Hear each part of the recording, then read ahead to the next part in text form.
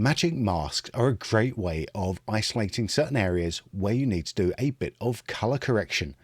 Now, sometimes you need a little bit more control, but luckily in Resolve we have Fusion just waiting to be able to give us nice, clean, sharp masks with the help of Mocha Pro. And here's how we do it.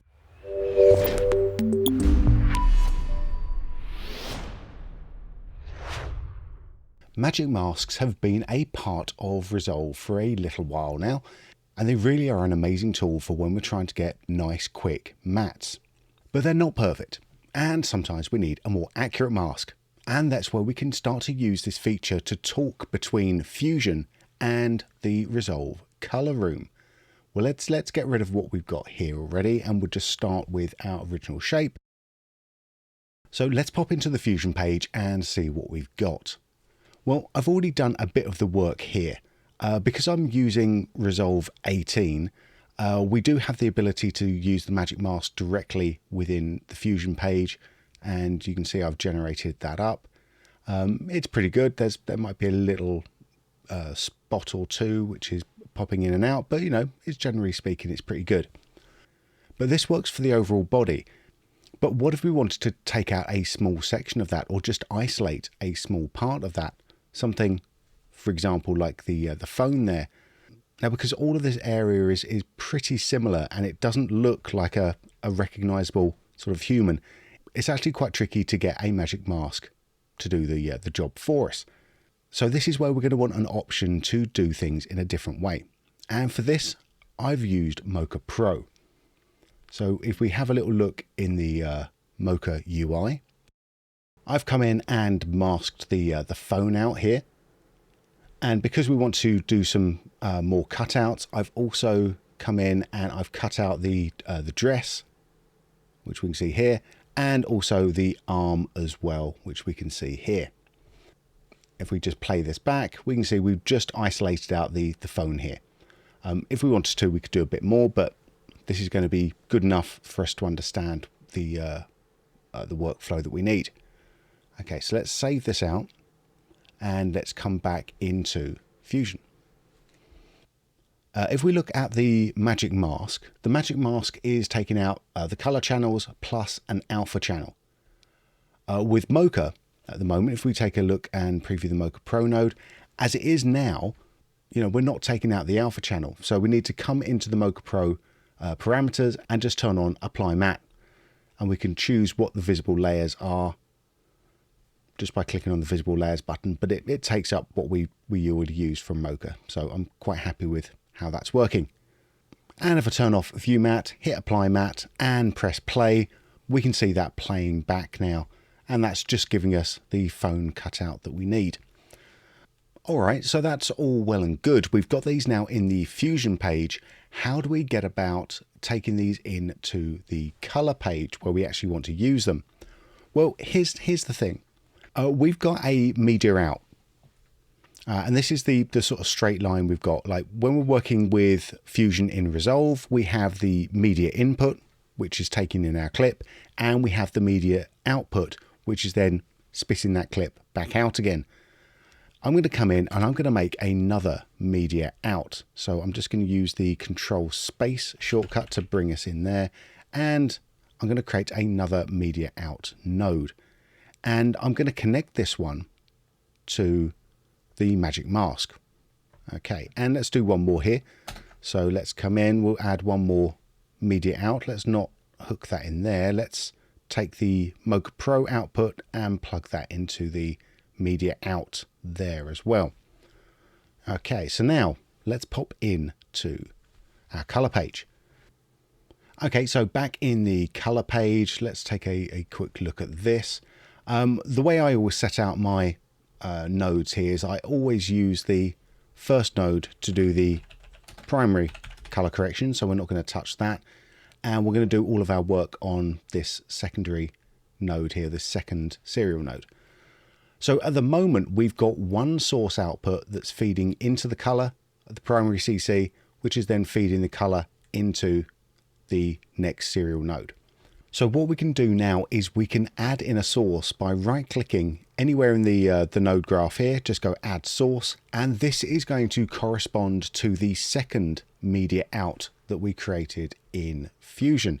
So now if I pipe from that secondary source, and now if I come into the secondary key, let's just move that around a little bit, have a look at the node key, we can see we've got the magic mask being piped in here. So I can invert that, and maybe what we'll do is we'll just lift the area around here. We'll blur this up a little bit, nice and soft, and we can even come in with a power window and just do a nice little gradient there. So now we're using the magic mask that's coming in from Fusion in as our secondary here. But what if we wanted to use that Mocha key as well? I mean, that's fairly straightforward as well. So if I just right click here, I can add another source, and this is going to correspond to the next media out that we had in Fusion. So this is going to be our Mocha key here. So I could add another serial straight along here. So we could go color nodes, add a serial node, and let's just pipe that in there and take a little look here. We can see our Mocha mask popping in directly there. So let's swap the hue around on this or something, or maybe we'll even turn it blue to match the cushion. Dark blue, take the saturation down. There we go, and let's just bring that there. So now we've got both of these masks working together, and if we play that back, that will start to chug along and do the work for us here. Now, one of the things that I want to also say while this is rendering in the background is that if you're going to be doing quite a lot of mask work, actually Fusion's mask render system is actually really quite fast. So I actually prefer to use that mask system that Fusion has to do these, even these sort of complex masks, rather than use the traditional Mocha rendered mask. So how do we do that? Well, this is fairly straightforward as well. Let's come into Mocha. Let's launch the Mocha UI one more time. And with one of our masks selected, I'm just going to export out shape data. And I can just come in, I'll make sure we have the Blackmagic Fusion shapes. I'll do all visible layers because we have our arm front, our dress top, and our telephone all visible.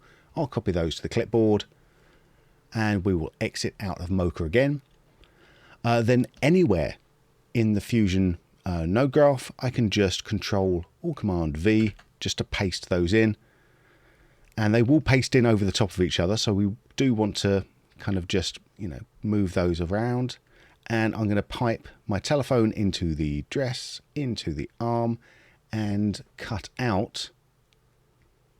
So subtract the dress and the arm from the telephone. So we take a little look at that. Cool. All right. So how do we then make it so that we can see what these are doing? Well, I mean, there's a load of different ways of doing this in Fusion, but I think the easiest way is probably just to have like some sort of channel Boolean. It's always a good one. So we can hook our media into the channel Boolean here, and we will hook the output, which is the last one of our mats, into the foreground. There we go. Just bring those down there. Move that around a little bit.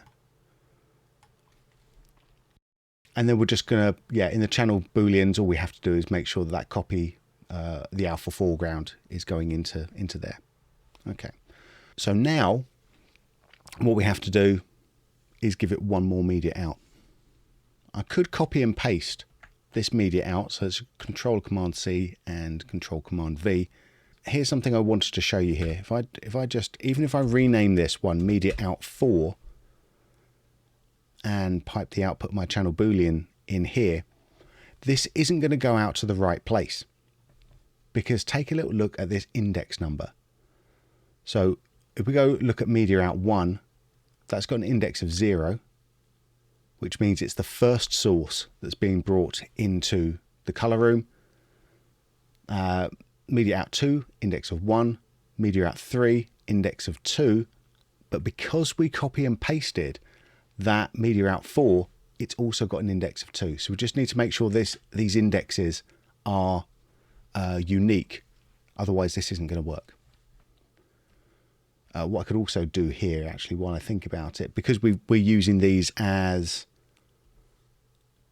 Fusion native masks now, it's nice and fast to render out some good quality motion blur. So we'll just come into the settings of each of those and set the motion blur on as well. Okay, so back in the color page, let's add one more source. And let's just swap that source over there. And so now, instead of using the Mocha mask, we're using the Mocha mask that's been converted into Fusion masks. And this should render out a little bit faster.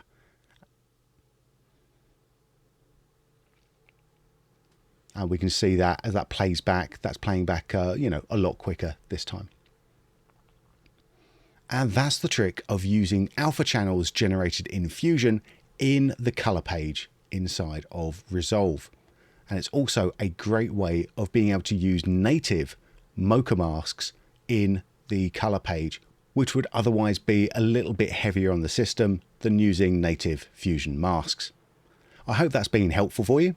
My name is Ben Brownlee for Boris Effects, and I'll see you again very soon. If you enjoyed this and you'd like to learn some more tips and tricks about Resolve, Mocha, or any of the Boris Effects products, don't forget to hit that subscribe button and be one of the first to see all of our new videos. And remember, if you want to give Mocha Pro a test drive, you can download a free trial of the product directly from boriseffects.com.